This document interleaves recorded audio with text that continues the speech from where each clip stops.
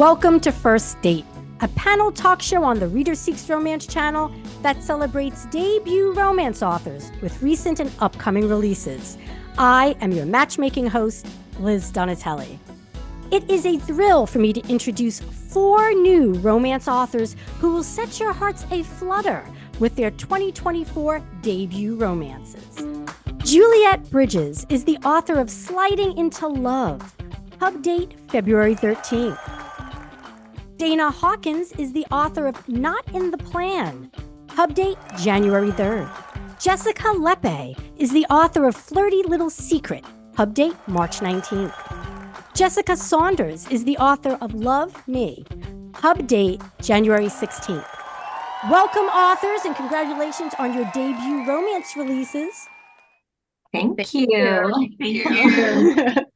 Let's begin as all first dates do, with an icebreaker. Tell me something about yourself that others would be surprised to learn. Juliet, what's something people would be surprised to learn about you?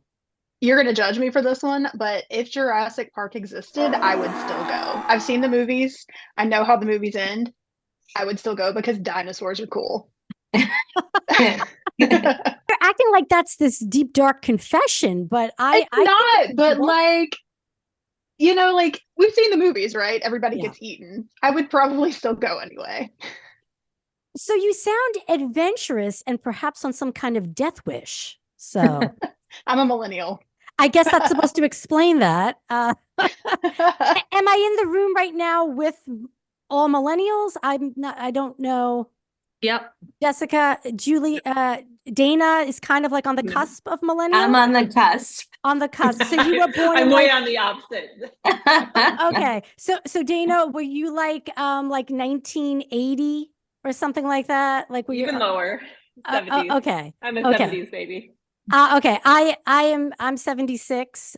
So well, me too. Years. So excellent. So you got some Gen X representation. And Jessica Saunders, you said you're on the... I'm 81. 81. So. I figured it had to be 80, 81 or something like that. Okay. Got it. All right. Jessica Lepe, what's something people would be surprised to learn about you?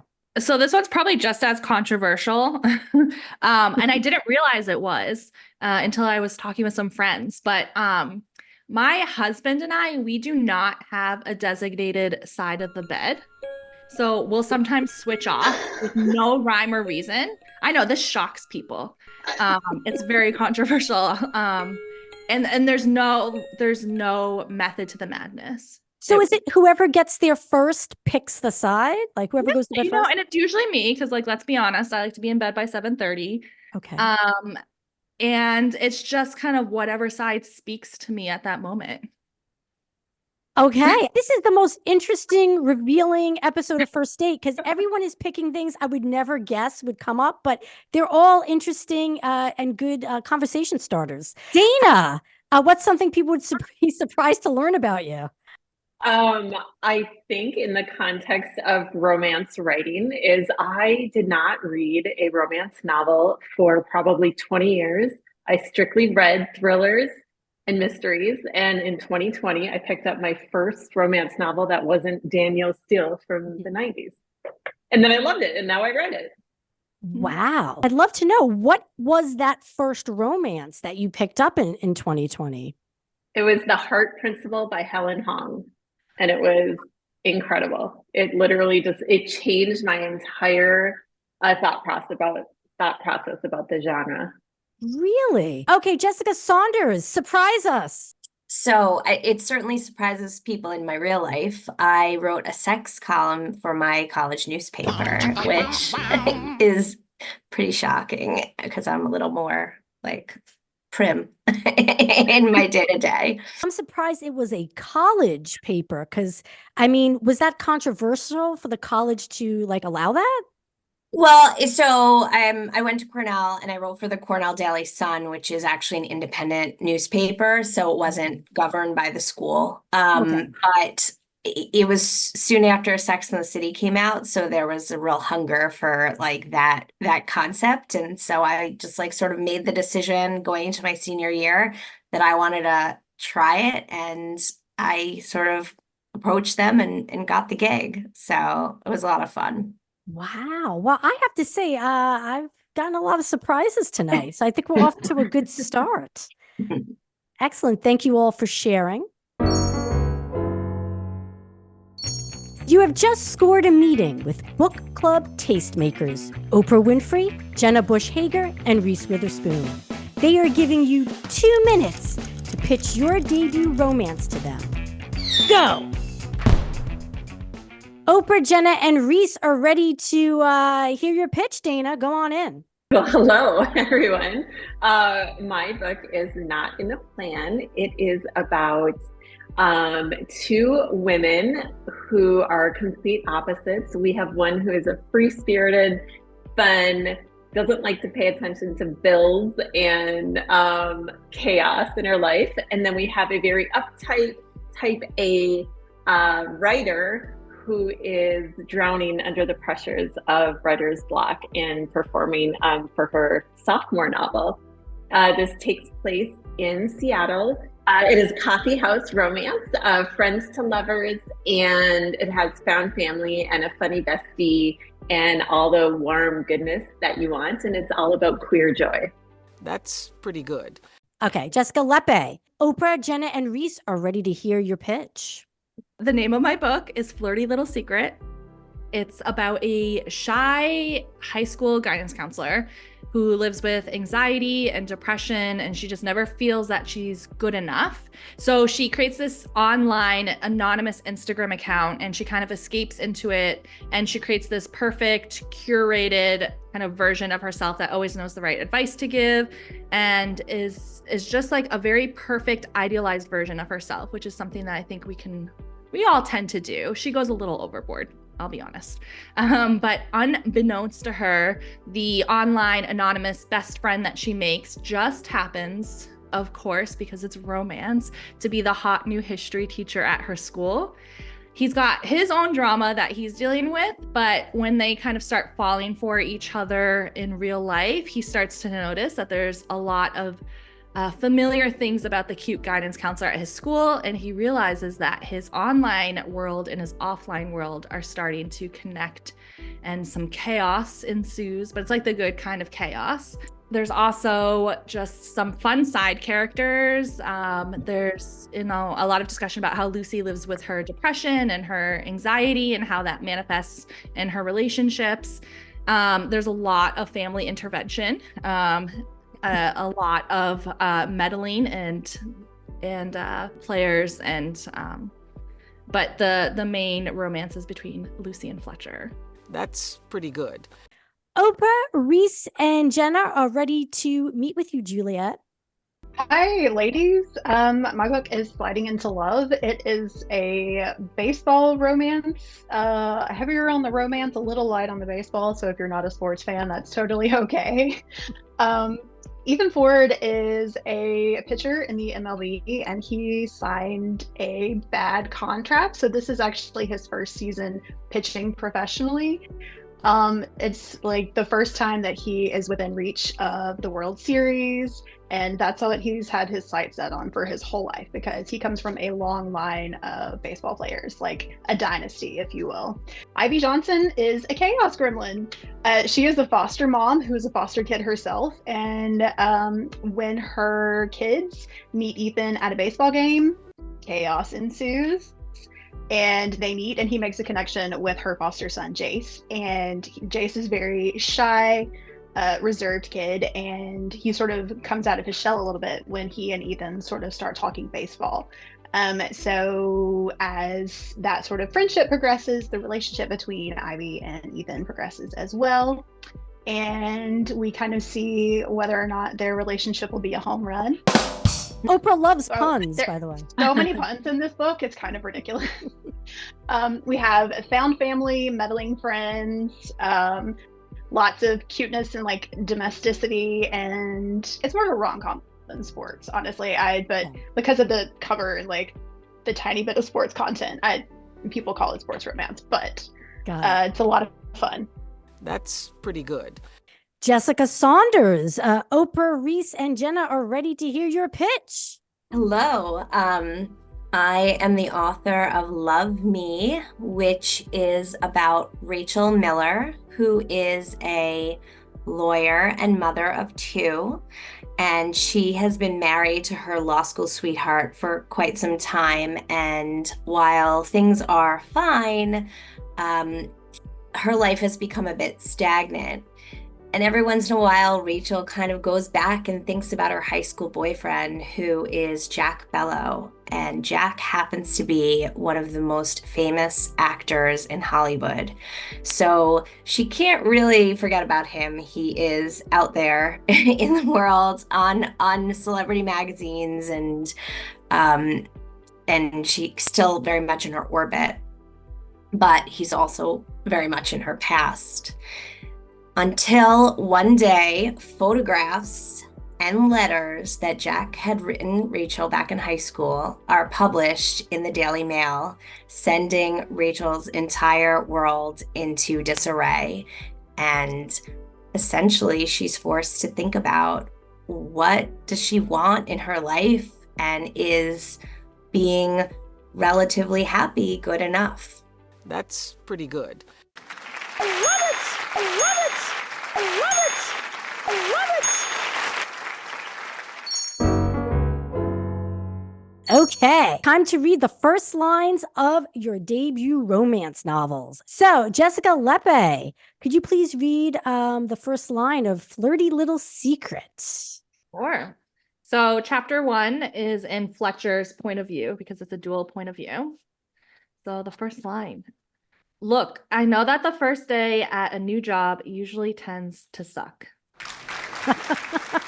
That's like a universal truth. It's almost akin to like Jane Austen, writing about the universally known truth. Like that to me is that type of sentence, because right there you've got me. Next, Jessica Saunders, could you read the first line of Love Me?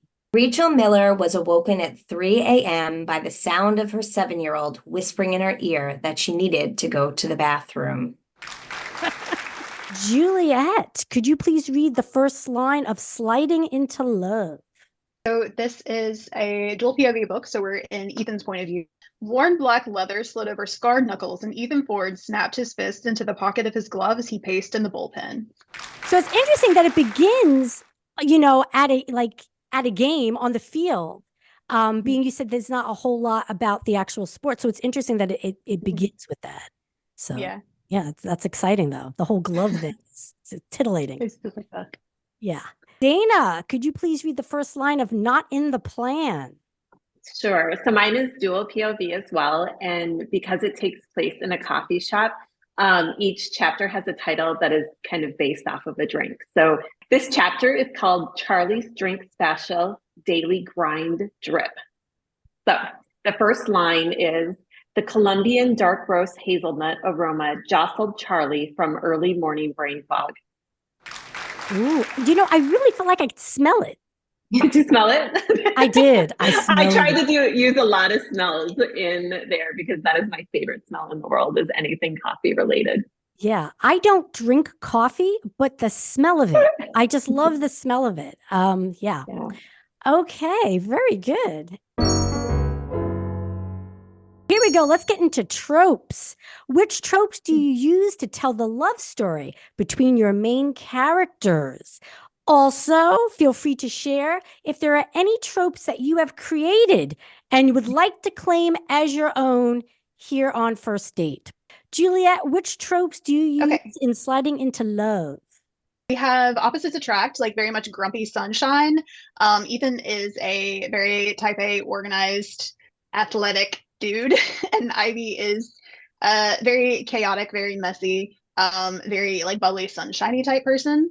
As far as like micro tropes, I don't know if we're going to include that or not, but like food is love language, meddling friends, meddling family, sassy friends. Juliet, did you have a trope that you'd like to claim as your own? Trauma dumping on the first date. Trauma dumping on the first date. Now, that being, though, good or bad? It's a good way. It's like cathartic. It was an accident. It just sort of happened. Okay, got it. Okay, well, that's definitely a unique one. That is yours, Juliet. Dana, what tropes do you use in Not in the Plan? So definitely Friends to Lovers. It's a very sweet, slow burn. Oh, so Slow Burn, I guess is another one. Yeah. Opposites Attract. So I also have the Type A and the Free Spirit. And then Found Family. Did you have a trope that you like to claim as your own? Seattle. Everything, it's very, I feel like Seattle in my book is like a character, like a secondary character, but I don't think that'd really be a trope. Okay, well, the hometown as a character, or the town? Okay, the city as a character. Yeah. Okay, city as a character. Okay, all right, sure.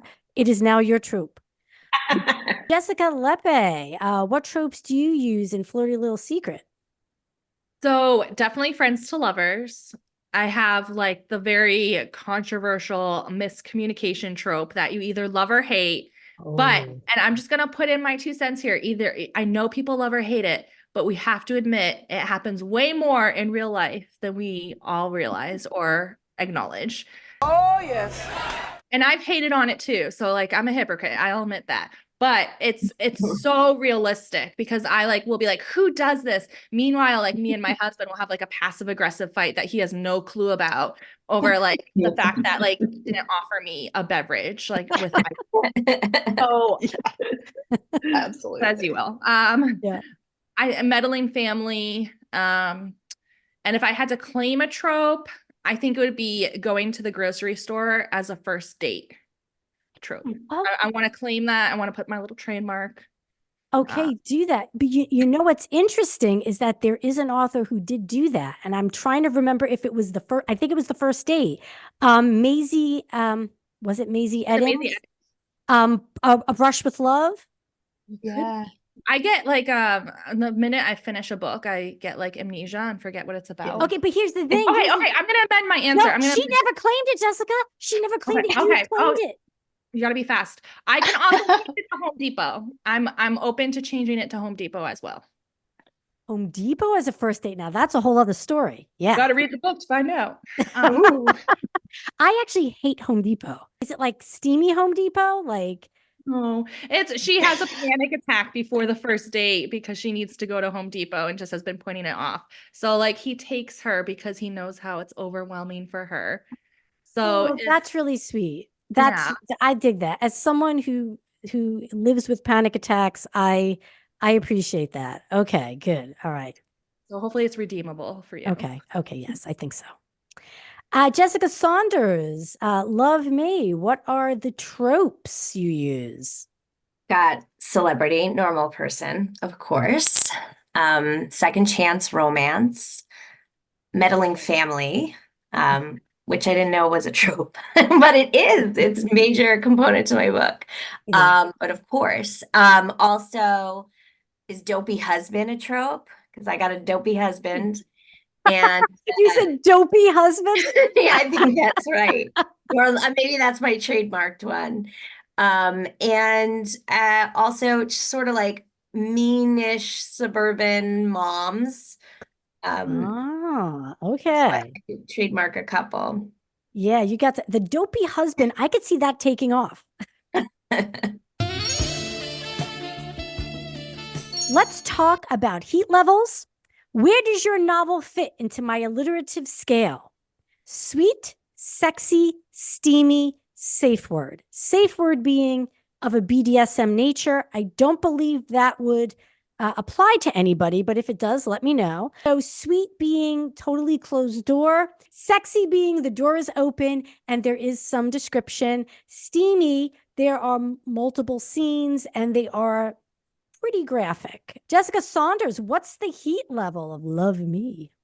I'm going to go with sexy. There is some sex on the page, but it's pretty minimal and tasteful, if I do say so myself. Oh, interesting. Okay. Jessica Lepe, what have you in the way of heat? It's funny because I was like panicking and I looked at the back matter to say like, what does my publisher say? And they put sweet, sexy, romantic comedy. So I'm like, thanks, guys. I guess I think it's sexy, because there's only one scene. And I know that, but it's definitely not closed door. But it's like a short, like, I don't want to, it'll make you blush a little bit. I would say sexy. I think Okay, sexy okay. is the way to go. Yeah. Juliet, what is the heat level of sliding into love? I don't, somewhere between sexy and steamy, because while there are 6 on page scenes, they're descriptive, but they're not like overtly like, they're descriptive in their words and like things are happening, but it's also like kind of realistic. It's nothing crazy happening, like, Okay. so like somewhere between sexy and steamy. Sexy steamy. Maybe they should, Sexy steamy. I know that There's a it's so hard. shower, so like it works. Oh, there's a shower scene. Then I'm going to say that's probably in the low Maybe steamy. more steamy. Yeah. I Okay. think once you take it to another location, a secondary location, I think that I would say low steamy, Okay. mild steamy. I know these scales and everything. It's so subjective, It's so but hard, yeah. Okay, Dana, not in the plan. What's the heat Yes. level looking like? So can I say, when I wrote it, I'm a mom of 3, and I grew up in the 70s and 80s where there wasn't any sort of spicy books, at least not that I got on my hands. So when I wrote it, I was like, this is a 5. This is a 5 for the sexy. And the Goodreads has disagreed with that. The Goodreads review puts that at about a 1.5. So apparently it's in between sweet and sexy. But in my mind, I was like, I'm going to die if my grandmother reads this or if my dad reads this or something. So I would say sweet, sexy. Sweet, sexy. Okay, but a little more sexy than sweet, would you say? Or? More sexy than sweet, definitely. Okay. What is your romance writing superpower? This is your chance to brag a little bit, show yourself some self-love by saying, this is what I believe that I am good at. So Dana, what's your romance writing superpower? I would say my romance writing superpower is I think I really tap into the senses. I want people to know exactly what the characters are smelling and tasting. So I focus a lot on that because I want them to, that's how I get in people's head. And I'm hoping that readers get into the character's head by knowing exactly what they're experiencing with that. I love that because there's different ways to getting in to the story, to the characters, and different ways of pulling the reader in. And using the 5 senses is something that works well with me, but I don't hear a lot of writers mention that as their way in. Juliet, what is your romance writing superpower? I think stupid jokes, humor, and like cuteness. So like cute humor or cuteness and humor? Cuteness and humor, but like still combined, sort of. So cute humor. I don't know. I guess, but then it's also like a little bit of dad jokes too, like bad puns. Like, so that's that aspect of humor, but then it's like happening in a cute moment. Who's the character who's, throwing out these dad jokes and cute humor? Is it both of them? Both of the main characters, or? Yeah, it tends to be both. And sometimes even my side characters, they pop in with their like silliness in the moment, but it's because of the whole found family like aspect, I guess. They're all like really close knit. And so it's like a big family kind of cute moment too. Not just the like one-on-one domesticity cuteness. Yeah.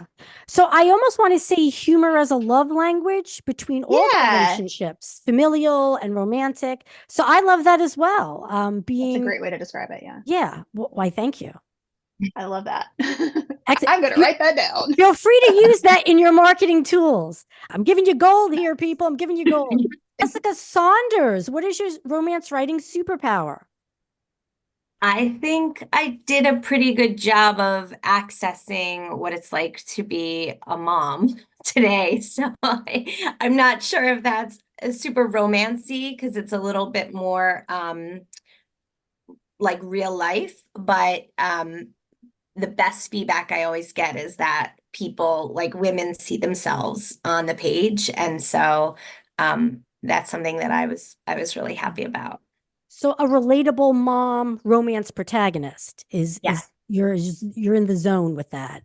I'm in the zone with that. Excellent. I love that. And I don't come across a lot of like moms with you. Did you say that the character has more than one child? Yeah, she has two kids. Yeah. I think that's right. Like a lot of romance books generally have younger main characters. And so one thing that was kind of important to me being in my 40s, I really wanted to feature a more midlife main character and issues facing people in that frame of Yeah. Excellent. Jessica Lepe, what do you have for us? So for my writing superpower, I think it is being able to talk about difficult subjects like depression, anxiety with humor and compassion. The book I'm working on, that's the second in the series, the main character is someone who discovers that she has a genetic disorder where she's losing her vision. So how to make that funny while also respecting like the grief process and all the complications that come with that. So and that's something that it's a little bit of a challenge, but based on some of the feedback I've gotten, people feel like I think I'm doing it well. So hopefully I keep doing that. It sounds like you've taken great pains to make sure it rings true as opposed to just a hollow representation. I think so. And it's something that I live with. So it's, and I deal with, and I think we, a lot of millennials deal with a lot of self-deprecating humor. And that's just the way that I have faced my challenges. So the feedback was very important to me because obviously, not everyone's experiences are going to be the same, but when people can see themselves in a character and just because she does have depression and anxiety, it doesn't diminish her character, but there are aspects like there's a lot of conversation that she needs to have around sex and, being on antidepressants because that's an issue. So there's some complications and it affects her life and it impacts her life and her decisions, but it's not her entire, it's not something that weighs her down and bogs her down. And I think that was important, that I didn't want it to be something that was this big rain cloud over her head, but to be realistic and respectful and authentic to that lived experience. Everyone gave fantastic answers. So thank you for sharing. Who did you dedicate your debut romance novel to? Why?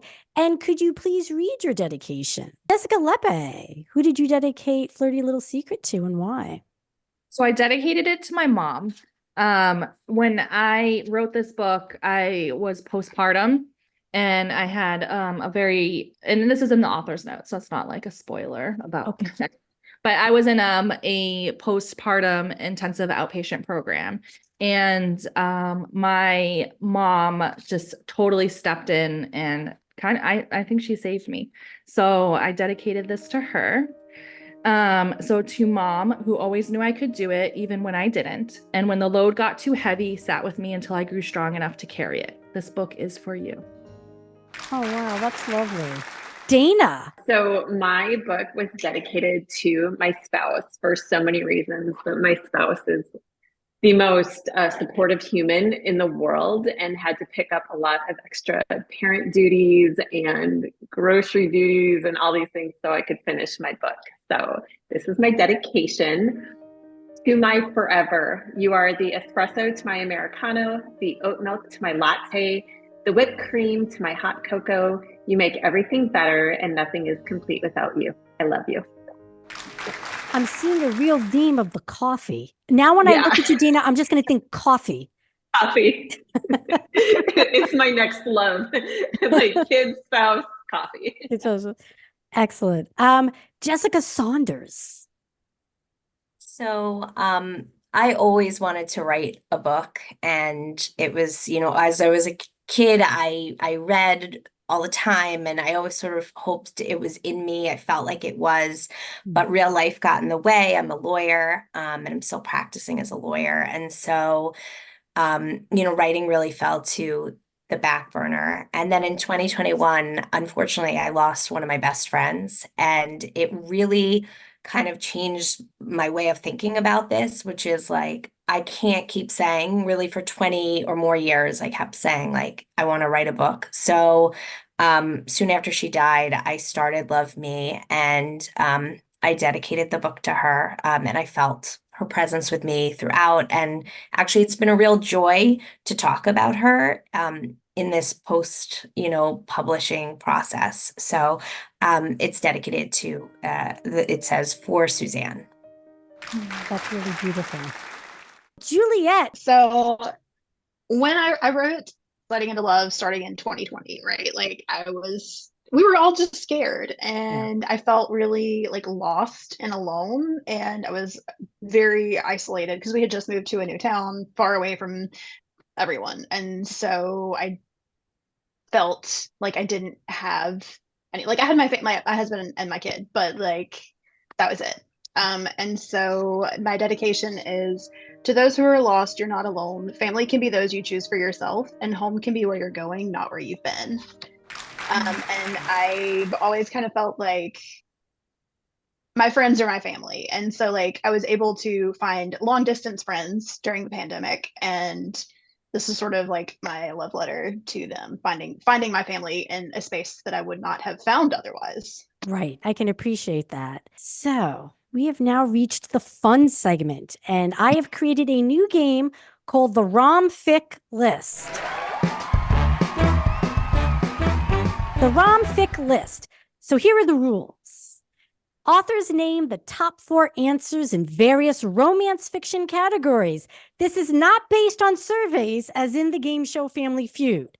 Okay, these answers are based on my own experiences and conversations with romance readers and writers. Each answer is assigned points in increments of 25. I have points for each answer, like the top answer, first, second, third, fourth. So it's like 100, 75, 50, 25. Got different ways of determining who goes first, second, third, and fourth and gives their answer. And each person's playing for themselves, no teams. I didn't want to do it like a competition against each other. The first category is the top 4 romance tropes. So I'm looking for the top 4 romance tropes in romance fiction. And the order we're going to go in is by your pub dates. So Dana goes first. Not in the Plan, published January 3rd. What do you think is on the board? Enemies to Lovers. Enemies to Lovers is the number 1 answer, Dana. So that's 100 points to you. Okay, so now that's off the board. Jessica Saunders, Love Me, came out January 16th. So you go next. What other, we've got 3 answers left. What do you think's up there on the board? I'm going to go with Second Chance Romance. Oh, it's on the board. It is number 3. So you got 50 points for that one. So that means the number 2 and the number 4 answers are still unnamed. The next release is Juliet. February 13th is when Sliding Into Love came out. So we've got the number 2 and number 4 answer. What tropes do you think are up there on the board, Juliet? Opposites attract. Sorry, that one is not up there. No way. Oh, Wow. yeah. Actually, Okay. it probably should have been, but Yeah, it I'm wasn't. surprised. Now with Jessica Lepe, March 19th, Flirty Little Secret just released. What do you think's up there? Fake dating. Oh, another good one. Alas, it was not on the board. Don't know why. Okay, so we're going to keep going in around. Dana. Friends to Lovers. Oh, you're on a roll, Dana. That is the number 2 answer. That is 75 points. So now we have 1 answer left. It's the number 4 answer for 25 points. Jessica Saunders, what do you think might be up there? I'm just using my own tropes. Celebrity normal person. No, but I do like that. It's one of my favorite tropes. An interesting side note, I've been told it's called celebrity normie. I mean, normal person also makes sense. Normal person has kind of a little bit more dignity, but than normie, isn't it? Yeah. Just a side note. Okay, so let's keep going. Juliet, what do you think's up there? The number 4 answer. Workplace romance? No, good answer, but no, it's not up there on the board. Jessica Lepe. All right, I know it's not on there, but I'm gonna say it. Secret Baby. It should be on there. Secret Baby would never be on a top trope list. I'm gonna redeem it one day. Okay. Yeah, please do. Please do. Okay, back to Dana. What do you think's up there, Dana? Small town romance. Oh, good answer, but no, alas, it is not. Okay, well, maybe I should have just done top 3 answers. Jessica Saunders? Grumpy Sunshine? No, another great answer, but alas, it is not down there. Juliet? Age gap. Ooh, good one, but no. The answer is forced proximity. Forced proximity. So nobody got that 25. So you guys left 25 points on the table. Okay, next category is top 4 jobs for romance heroines. And we're going to go alphabetically by last name this time to give everyone a chance to get that number 1 answer. So this is specifically for romance heroines. So that means that Juliet Bridges goes first. What do you have? What do you think's on the board? Teacher? Ooh, Juliet, no. No. I that would be a good answer, but it is not in the top 4 jobs. Okay, alphabetically comes Dana Hawkins. Doctor? No, not a doctor. Sorry, Dana. Let's see. Okay, Jessica Lepe. Writer? That almost made it, but it didn't. So no. Jessica Saunders, what do you have? What do you think's up there? A baker? That is the number 1 answer, Jessica. You scored yourself 100 points. Yeah. Yeah. So now that you've opened the board, maybe now everyone will kind of get an idea of what some of the other ones may or may not be. Okay, next one. We're going to go around back to Juliet Bridges. Oh no, I have 2 that I feel like are like common. Pick one. Do lawyer? No, but interesting side note, a lot of lawyers become romance authors. Has everyone noticed? I've seen Jessica that. Saunders, you keep you just further proof. I have a whole list of authors. I have to do a panel. Lawyer to romance writer. What's the story? That's a good one. What's the story? That's a good one. Yeah. Okay. I've noticed a lot of librarians become romance authors too. Yeah. Oh, I thought you would. Okay. Yes. Next. Okay. Let's see. I think Dana, you have Well, an I just gave answer. somebody an answer. I thought you were actually giving an answer, and then I realized, oh, she already gave an answer. And it's like, oh, now I just gave it away. Dana, it's the number 4 answer, so it's not as many points. Dana, what do you think? Would you like to take what you think might have been a clue, or do you want to earn this? I feel like I'd be cheating if I took that, so I'm going to say barista. No, but not a bad answer. You know what? I'm going to take out librarian, but I put librarians. I'm going to put I had originally put librarian / something else. So I'm going to leave that something else as the number 4 answer. So we still have 4 answers. Okay. Number 2, 3, and 4 still on the board. Who are we up to? Jessica Lepe. Well, now I have to be original. Or not.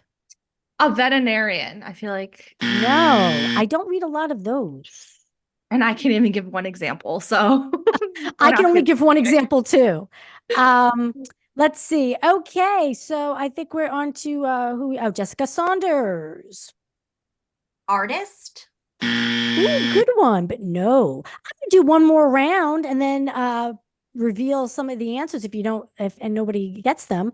Let's do it again. Juliet Bridges. You had mentioned there was another answer you had.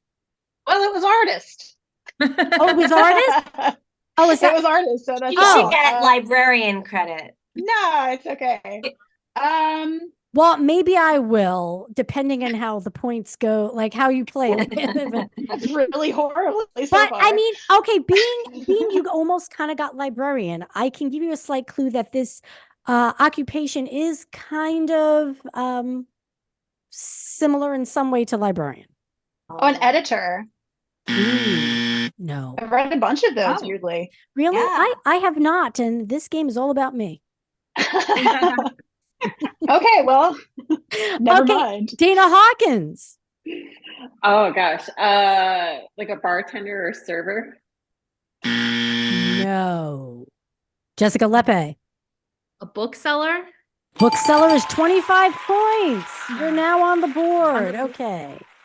So we have the number 2 and number 3 answers, and I'm starting to think that maybe my number 3 answer is not as popular as I think. Jessica Saunders. I'll go with model actress. No. Okay. Well, these are the points that were left on the board. Event planner. Number 2 answer. I read so many with planners. Events, which would also include wedding planner.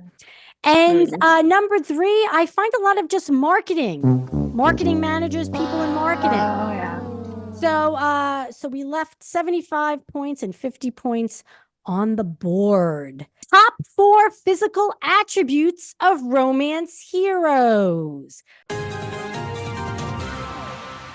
4 top physical attributes. And this time we're going to go from the lowest to the highest score. So Juliet Bridges, you are currently at 0. So we're going to give you a chance to get that number 1 answer.